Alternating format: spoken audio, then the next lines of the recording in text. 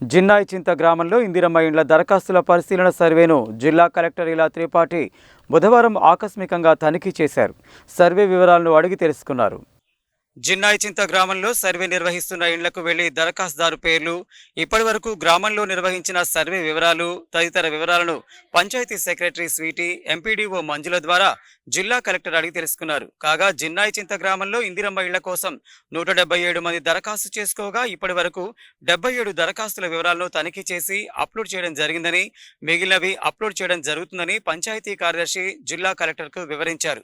పూర్తి వివరాలు అప్లోడ్ చేసిన తర్వాతే యాప్లో సబ్మిట్ చేయాలని, లేనట్లయితే ఇబ్బందులు తలెత్తుతాయని కలెక్టర్ సూచించారు.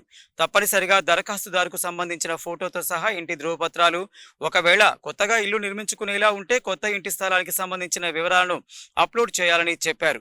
సర్వే సమయంలో దరఖాస్తుదారులు సర్వే బృందానికి అందుబాటులో ఉండాలని చెప్పారు.